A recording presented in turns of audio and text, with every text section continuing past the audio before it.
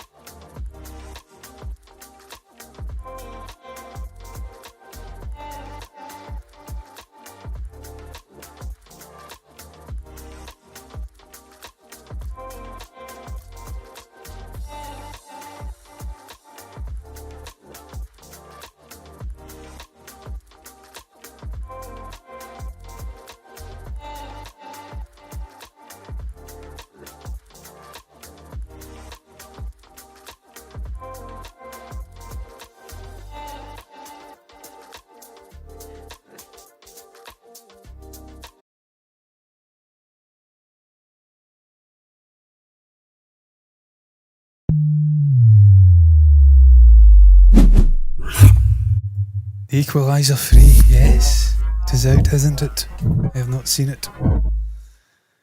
Well, hello and welcome in to this Wednesday's entertainment news. I am Jonathan, here to discuss the latest happenings in the world of entertainment. Who'd have funked it? There's an E, there's an N to my right hand side. Is it to my right hand side? Well, it is. As I sit, it may be my left as people view. Neither here nor there, I am here to discuss the latest happenings in the world of film, entertainment, video games and even music. Today I will be discussing some music. I have briefly listened to a single from said band which has been released today, and you know what, it's actually not bad. And the video is pretty nifty as well. But I'm scraping the bottom of the barrel for some of these topics today, none less so than the actual headline.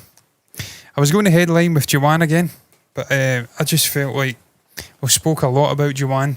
Can I make that headline topic? Can I add much more to what was said yesterday? Well, I'm going to try, because it's topic number 2 on the show today. But first and foremost, I'm going to discuss this. If you've clicked on it, you'll know the headline is James Gunn revealing a major issue for the MCU.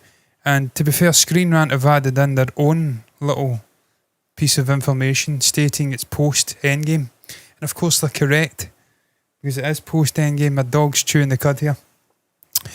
But he never mentions post-Endgame at any point. He just says there's a major problem. It actually doesn't say there's a major problem. We'll get into it. They've said it's a major problem.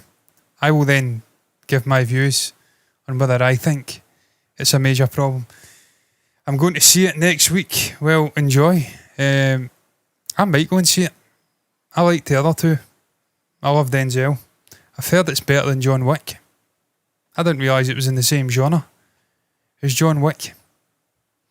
But there you go. It was obviously action. Bit of gun toting, but it's not John Wick levels of just insanity. And obviously massive action set pieces. It's not on that scale. I don't think anything is. Is it? I mean, maybe it is in the same sort of ballpark, but people are saying it's better anyway, which is intriguing. I may go and watch it. The wee man, John, it's the same. The wee man is a big man, Matty.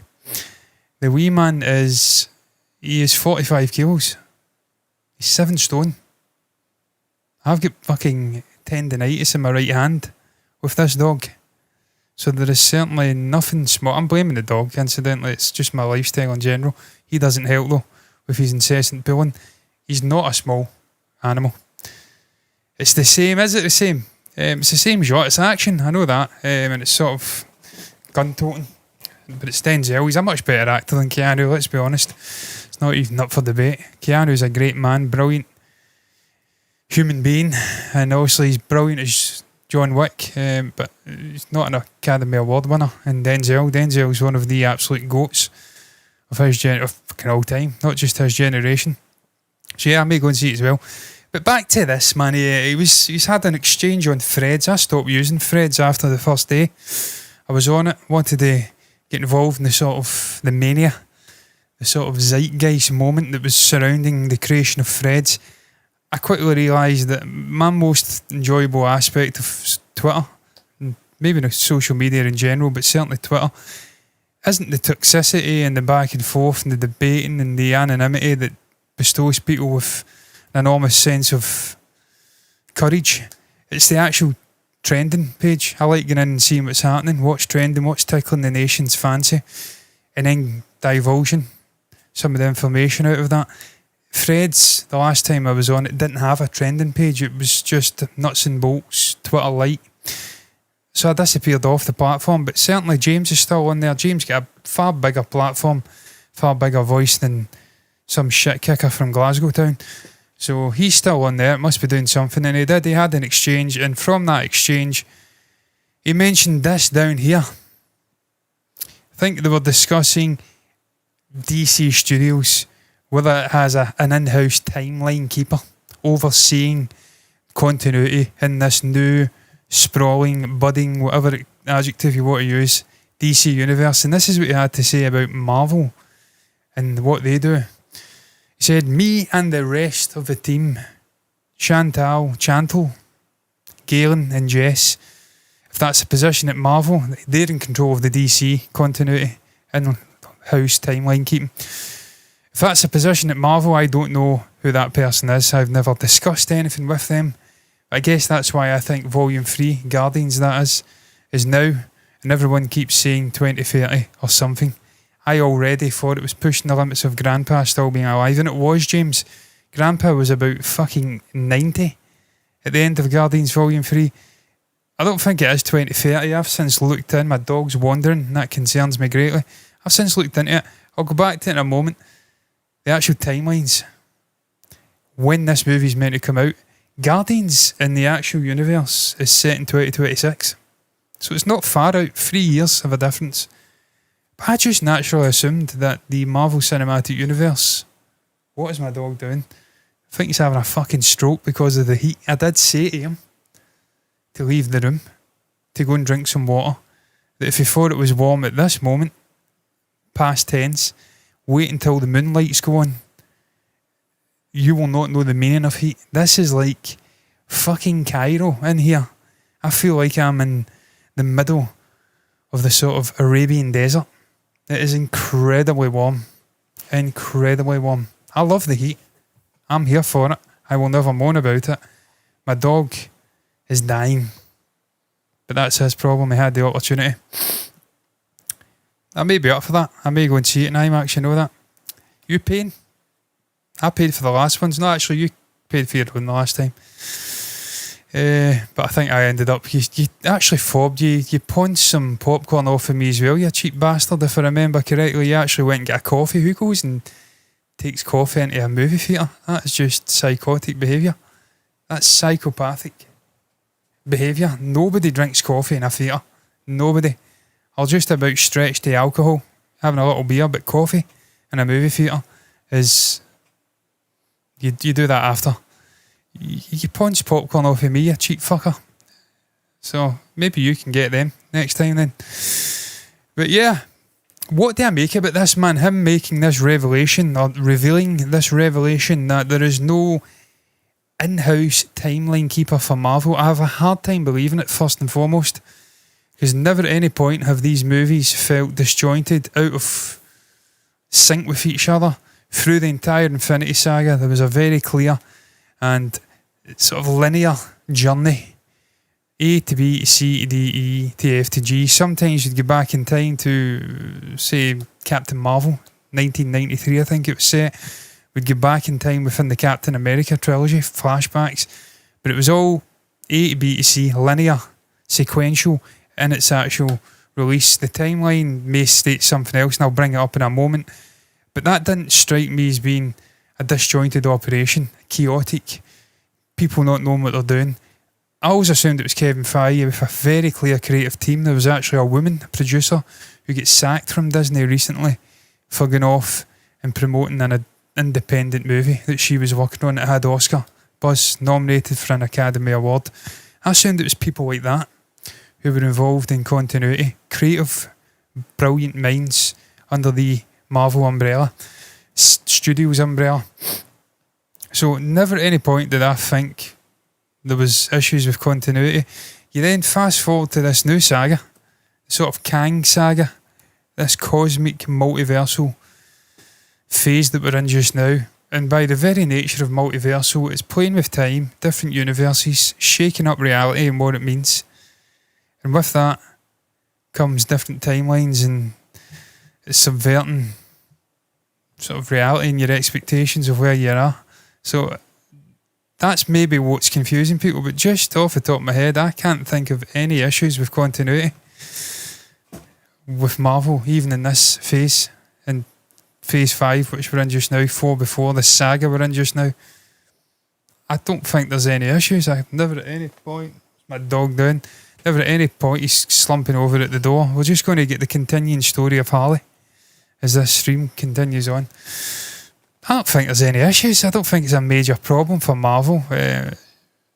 Just that James Gunn says that he hasn't personally spoken with an in-house timeline keeper at Marvel. I don't think they need one. Clearly they've been doing a very good fucking job of it. I'm going to bring the timeline up just now, if I can actually speaketh. And I'm just going to briefly see, can I see any inconsistencies? Something that's sticking out that suggests there's a problem. Bring it on, wee John. Matty, I'm going to have to pull you up here again. It's Matthew, incidentally. It's not Matty. Matthew, mate. I'm not small, my friend. I'm 5'9". I'm bigger than you. You claim 5'9", and I'm taller than you.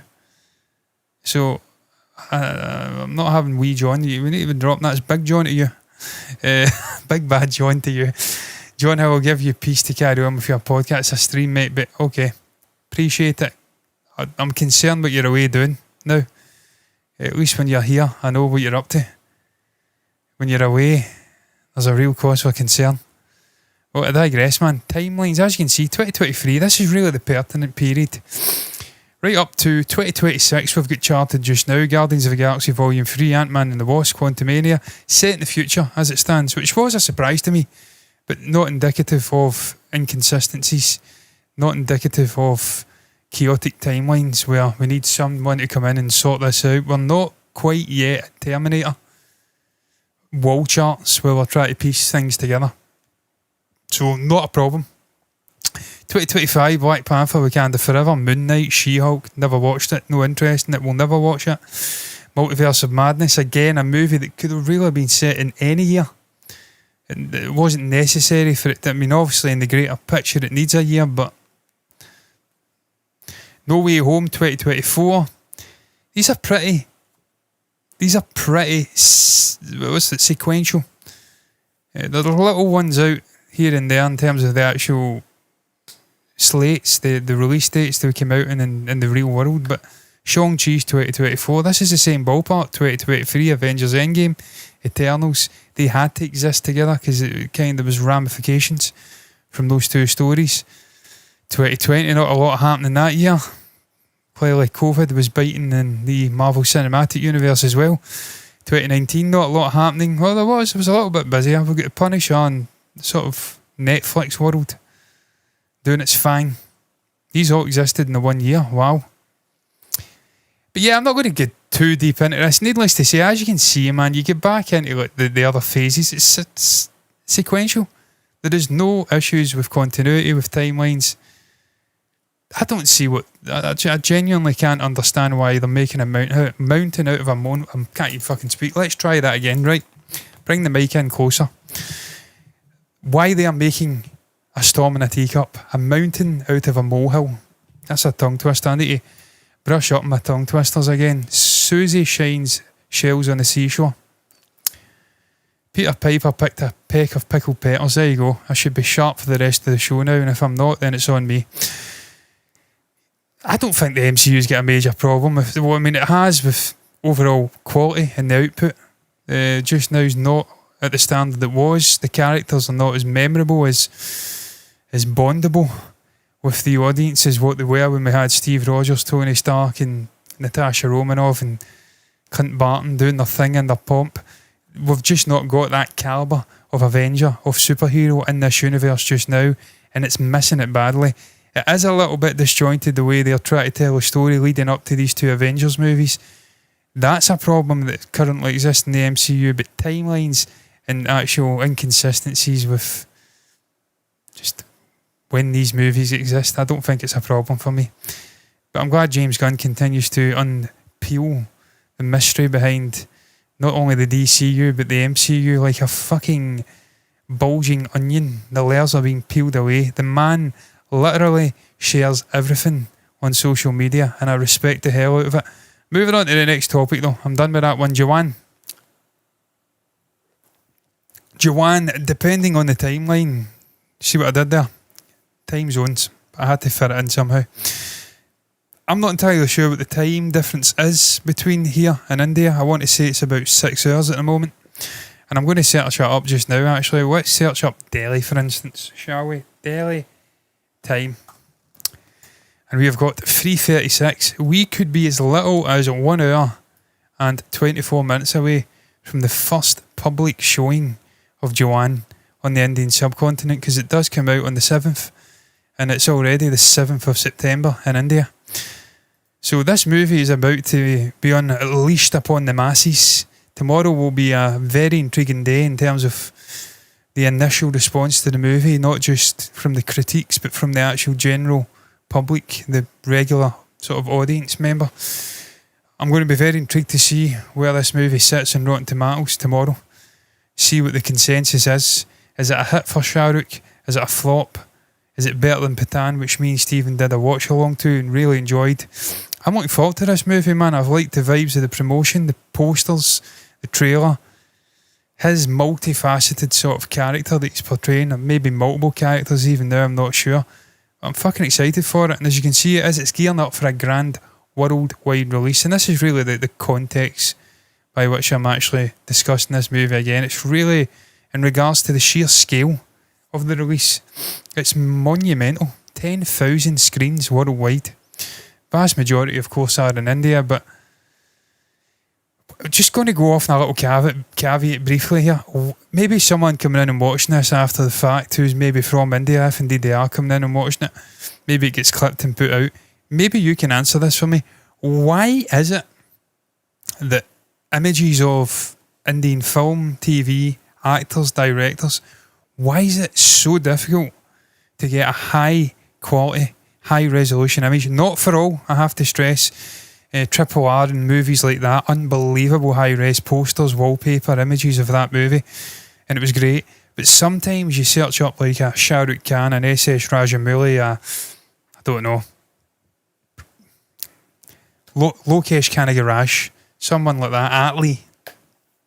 You search these people up, and the images are so low res, man, and it's painful. I'm trying to do wallpapers or thumbnails, and I'm fucking spending like 20 minutes trying to get a really good quality image. That shouldn't be the case, man. I don't know what that's about. I don't know if it's maybe... I don't know what it's about. It's really difficult though. Me and Stephen have spoke about that before. It's quite hard to get a high resolution image of actors and directors and stuff like that. They do exist. There is lots of them, but there's lots of shitty quality ones as well. Neither here nor there though. Caveat over, I'm going to go back to Jawan. And as you can see, the excitement surrounding Shah Rukh Khan's highly anticipated film Jawan continues to build as it prepares for a massive nationwide release. Trade analyst Atul Mohan shares his expert insights on the film's release strategy and its potential advantages. He said this: "I'm thrilled to see the scale at which Jawan is hitting the screens." According to him, the film is set to make its mark with a staggering release on 5,000 screens in Hindi across India, more importantly in the south of India, as he gets into here. A significant presence in the south of India with 1,000 screens. It's poised to captivate international audiences with 4,000 screens overseas. Mohan also notes that these impressive numbers could climb even higher tomorrow on the release day.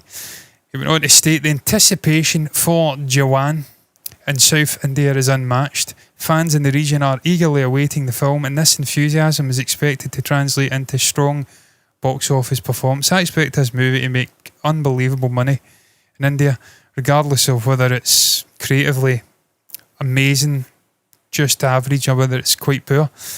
Because this guy's a powerhouse. He's a tour de force.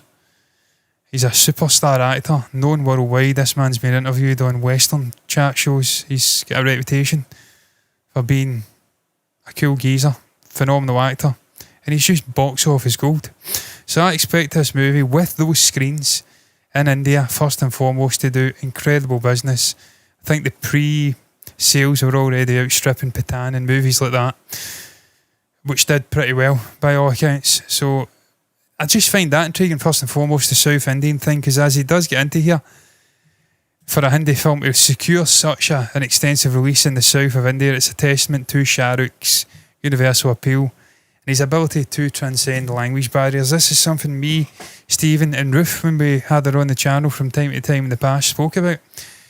We were completely unaware of the regional sort of, I don't know, bias is the best word I can come up with, that exists in India, where individuals from Telugu regions or from, I don't know, Tamil regions or Malayalam regions, or starting to scrape the bottom of the barrel here for regional languages, but I'm sure Kannada is another one.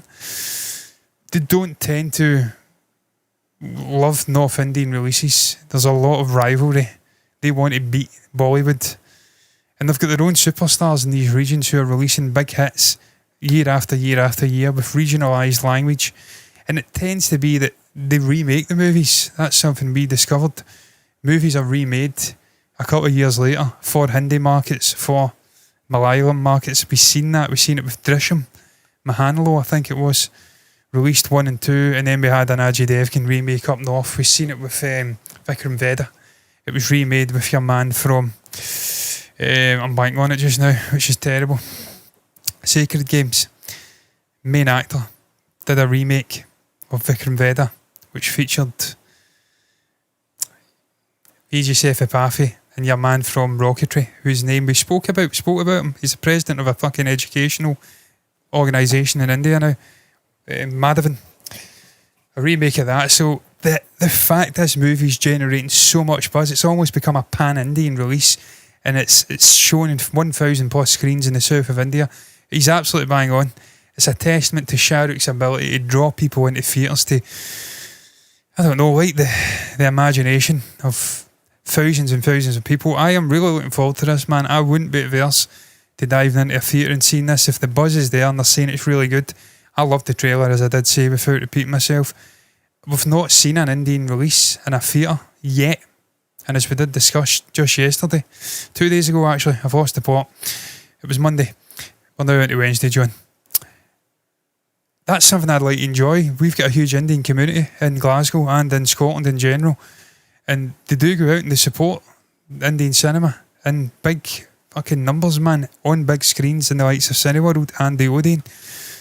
I'd love to go and watch a movie like this in the theatres with the Indian community, man. Just get a vibe of what it's like to experience a movie how it's intended, not with us fucking doorface Casper the Ghost motherfuckers sitting scared to even mutter something in case we get told to shush.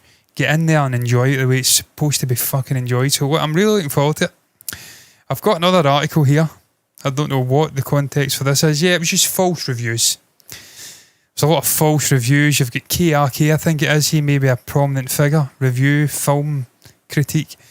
Kind of diving on it. He's getting criticised, accused of, I don't know, try to generate interest in his review, try to generate clicks, build his platform by using Jawan and using fake reviews, maybe not so fake reviews, talking about it being terrible, talking about it being amazing, to draw in eyeballs, if you like. People are hitting back at him. By all accounts, it's not even out yet to the actual the press screeners and stuff. I think they were doing it tonight. I actually checked another article and there was big stars going to watch the screener. What would have been the 6th? The 6th. That's it. I can never say that number. The 6th of September.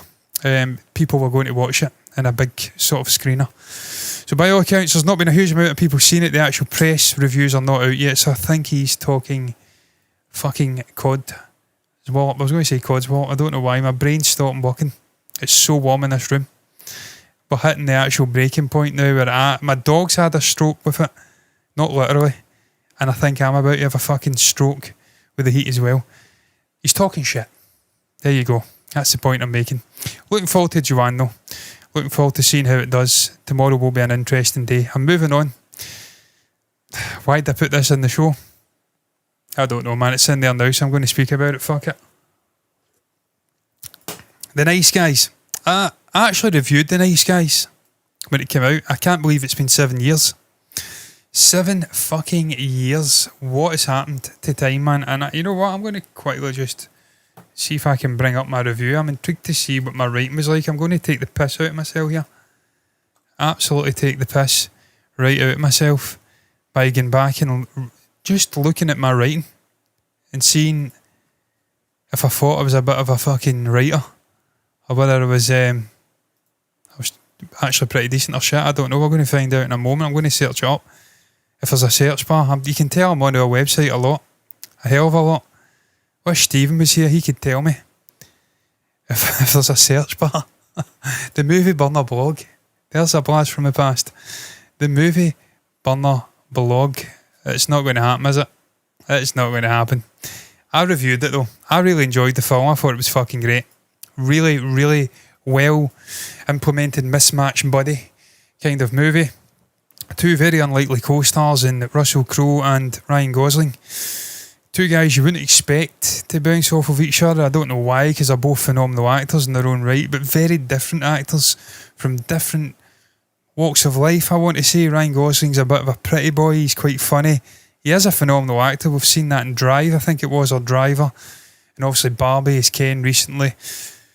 He's done a lot of different kind of movies. Played Kay, I think it was anyway, in Blade Runner 2049. He's a fucking great actor, don't get me wrong.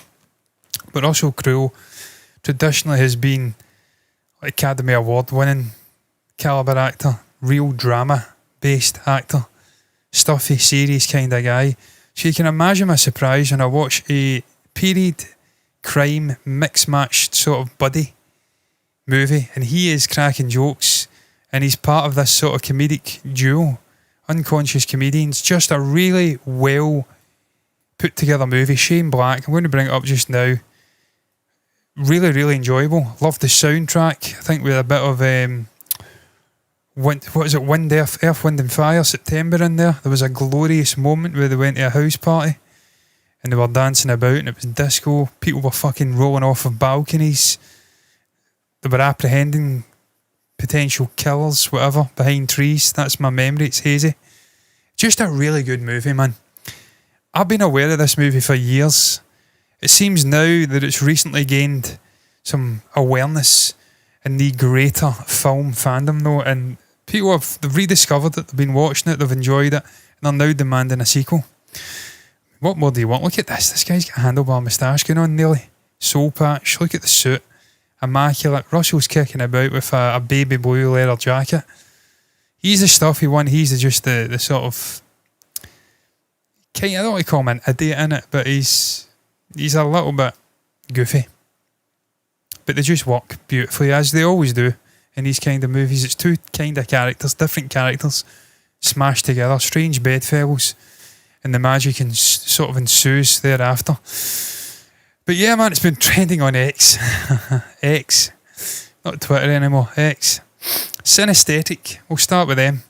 Nice Guys, Shane Black, 2016, blows my fucking mind, as I say, 7 years ago. Quickest 7 years of my life.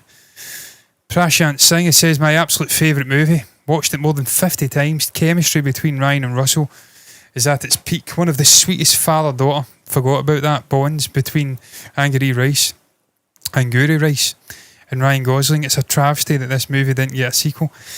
I'm going to get into that in a moment.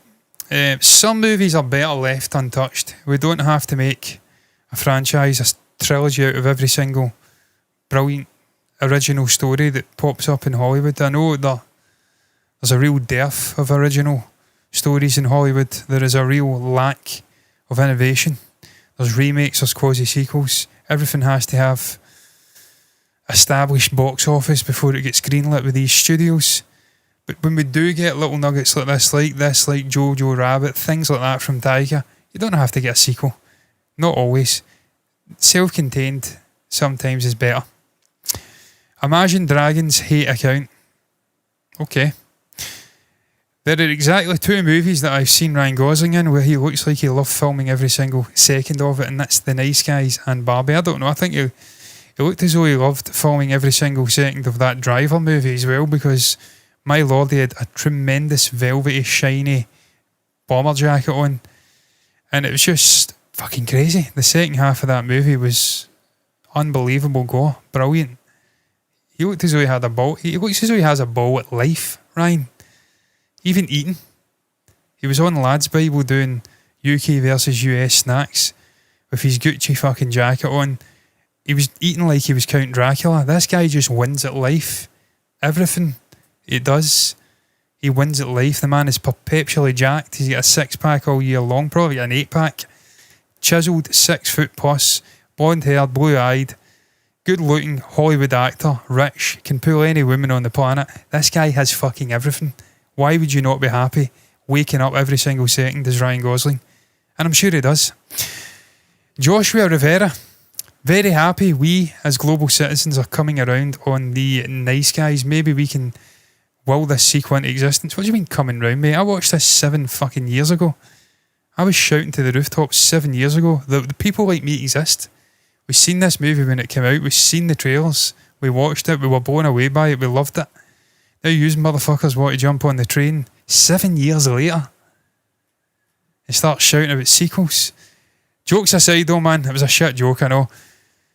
It's a wondrous movie. It really is. It's a brilliant mismatched body movie. One of the best crime mismatched body movies I've ever seen. I've seen a whole lot.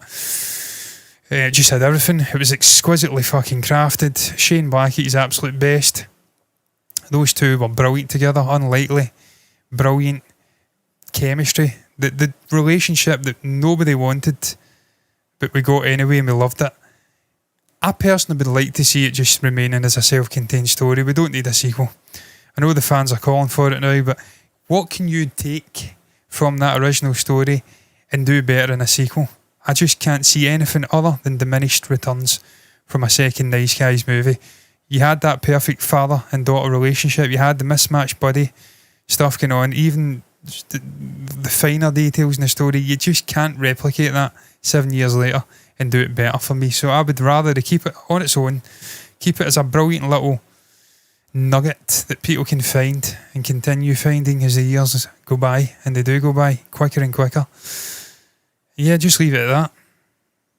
These guys are busy. They'll do something. I mean, I think Russell's currently doing a fucking Gladiator sequel, which kind of proves my point. How's that going to work? Is he even in it? Did he not die? I don't know. Fuck it. Let's move on. Fourth topic of the show, the Rolling Stones. They have confirmed a new album. They have released a single. This is something that I didn't want. I've listened to the single. It was actually alright. But I'm still not convinced that I actually wanted it. And I don't think I did want it. But we've got it, and I'm going to speak about it. Just now, they have released a new single. It's called, I believe, Angry. It is called Angry. I've just clicked it up. Have to stress, the video is amazing. They've got a young actress in the actual video, and she is quite frankly tremendous. She's tremendous looking. Her outfit is tremendous.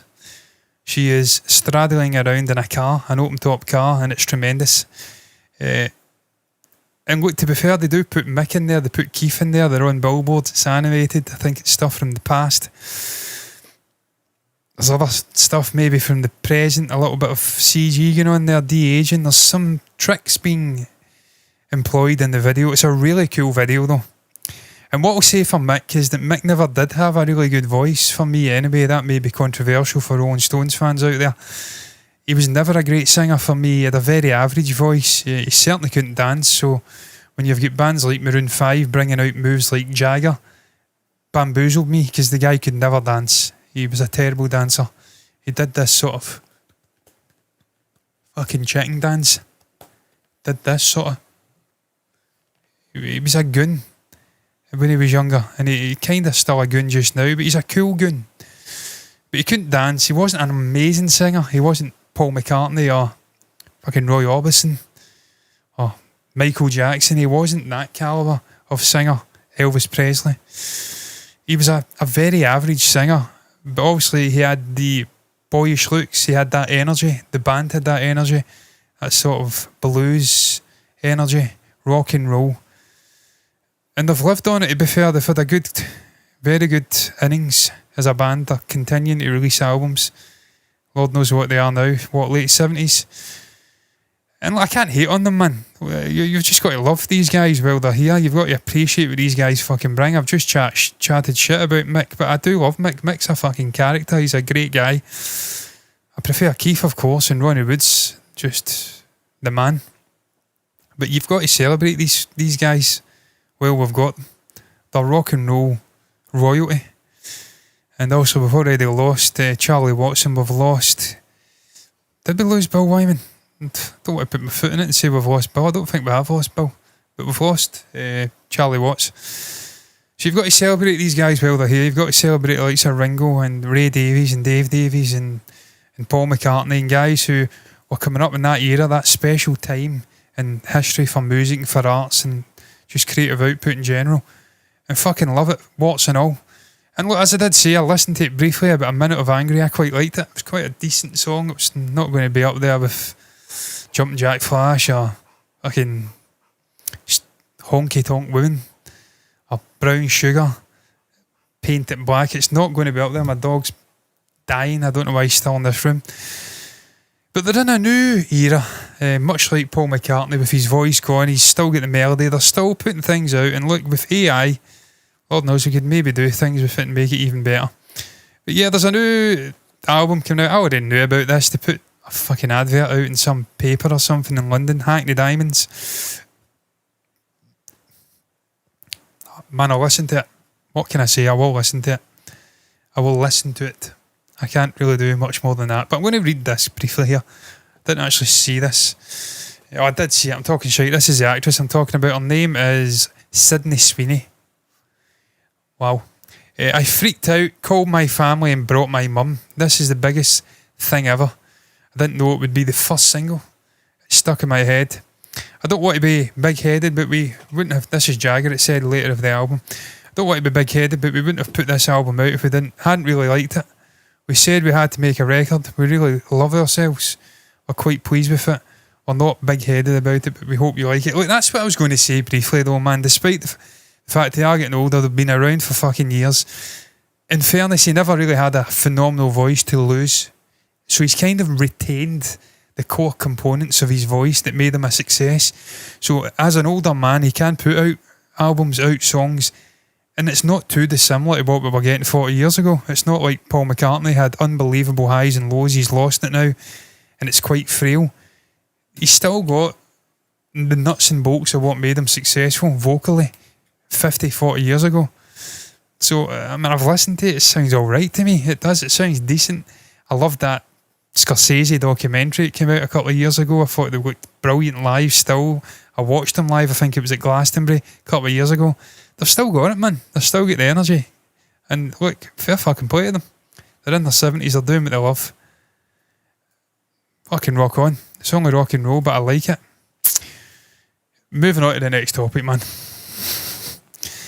Again, why did I put this in here, man? I've fucking spoke about this the other day. I've not really got much more to add to it. Played this briefly last night. Played about an hour and a half of it. Really, really immersive game. And that's just the character creator. Unbelievable. Lost about 45 minutes to creating the character. Try to come up with a name. Fucking name generators. Ended up prompting for fucking, what did I prompt for? I created like a punk rocker. Fucking Pixies-esque. Like female character, and I think I called her Aris or some shit like that. Spent a long time coming up with that. Name generators and everything. But it's really impressive, man. From what I've seen of this game so far. Got it Ultra. The settings on Ultra. Fucking dual. Quad HD, I should say. And it's just immersive. It's stunning. The landscapes. And just the little details, man. The ship that you get. I've been watching Adam Savage, I believe his name is, of not THX, ILM fame, building a model for film shoots with Bethesda. He's done a multi-episodic sort of show or series building this fucking ship that you go in. And just walking up the ramp, I'm like, shit, that's the ship. That's the ship Adam Savage has been building. I recognise the details. It's so rich. I've not delved into it yet, though, deeply. So I can't say one way or the other whether it's fucking like, Game of the Year material. I'd imagine it's not. Spider-Man 2 is coming out. But look, certainly it's captured the imagination of PC and Xbox gamers, that's for damn sure, because you've got Phil Spencer. He's been out. It's Phil Spencer, isn't it? That's not it. This is what I'm going to dive into later on when I play it, incidentally. I kept that open, the tab. I clicked the wrong one. There's a bug gets you a good suit, so I'm going to do that later on. It's this one here. Phil Spencer, the gaming chief of Microsoft himself, says that Starfield is seeing huge demand. My brain was seeing huge demand when I had to download a 115 gigabyte fucking patch when I went to play it at 1 a.m. tonight, or early on today. Early hours of today. That was demanding for me. I had to go away and then come back in like 30 minutes and play it, and it was that delay pained me physically. I've got emotional scarring, but I did play it for a brief time and I've enjoyed it, and I can understand why the demand is huge. I didn't know this game existed until a week ago. It flew under the radar. It was actual Adam Savage, who built this ship, brought it to my attention. I discovered it. I'm like, fuck me, this is a week away. People have waited 8 years. 10 years, Lord knows how many years for this game, and I jumped on the bandwagon a week out from release. So I can understand the demand. We don't need Phil Spencer confirming this. This is Bethesda, renowned RPG developer.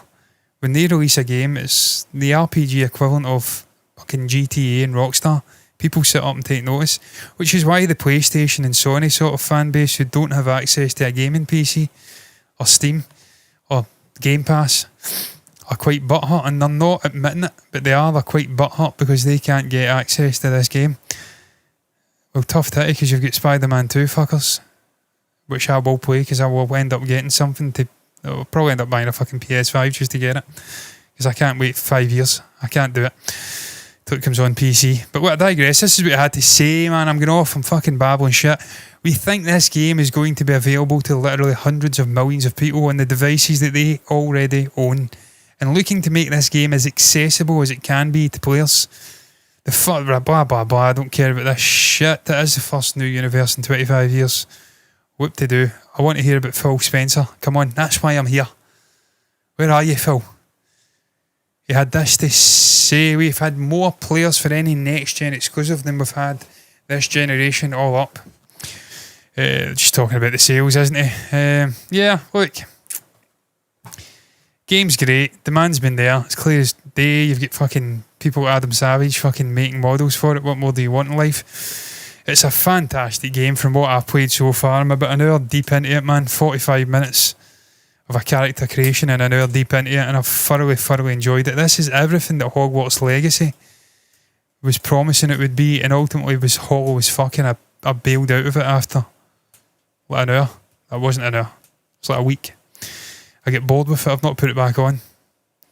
This game will hold my interest for a lot longer. So, well done, Phil. Well done, Microsoft. Well done, Bethesda, for releasing it, having it as an exclusive, but also giving the PC gamers and Game Pass and people like that the chance to play it. So you're not completely shutting everybody out that doesn't own an Xbox, because that's what PlayStation and Sony tend to do. They fucking hoard the great games, Last of Us, Spider-Man, all those incredible sort of Japanese fucking games that they bring out. They hoard them. So well done for trying to push this out to as many people as possible, and well done to Bethesda for producing this unbelievable fucking game, man. I'm going to go right into it after this. I'm going to walk my dog, and I'm going to dive into this game. I'm going to enjoy it for the next 4 hours before I hit my scratcher. I'm done though. What's your thoughts on the topics I touched upon on the stream, the show, whatever the fuck you want to call it? Tonight, James Gunn has revealed a huge problem, which I have then says for me isn't a huge problem. There's no in-house timeline keeping an eye on fucking timelines of the movies for Marvel. They don't need it, man. They've done a good job up until now. If it ain't broke, don't fix it. What's your thoughts on it though? Comment down below. What do you make about Shah Rukh Khan's Jawan building up to a worldwide release? 10,000 screens this film is going to be shown on worldwide. 1,000+ screens in the south of India. A region of India, regions, plural, which notoriously are adverse to giving credit to Bollywood films. Speaks volumes about Shah Rukh Khan's ability to pull people into theatres. Are you looking forward to Jawan? Share your thoughts down below about it. If you've seen it already by the time you maybe watch this, because it is 3 AM, 4 AM in India, tell us about the film without spoiling it. Is it worth going to see in the theatre? Because I want to go and see this in the theatre. But I'm not going to go and watch a shit movie. So if it's shit, I won't go. But if it's fucking good, I'll be there.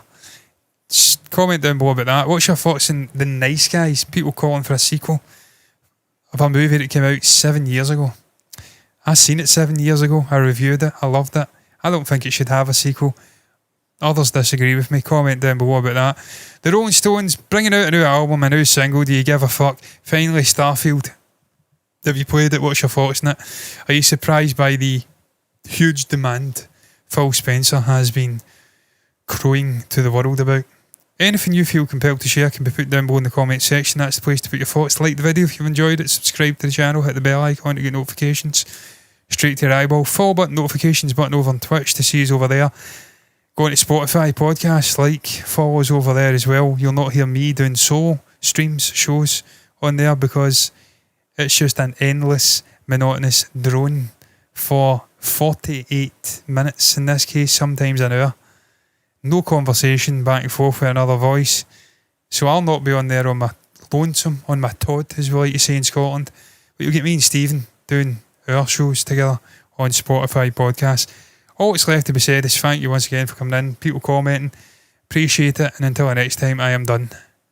Bye-bye. Look at me furiously, studiously looking at the end screen source in OBS and try to click on it because my Stream Deck fucking broke and I cannot be arsed trying to sort it out. Laziness personified. Bye-bye.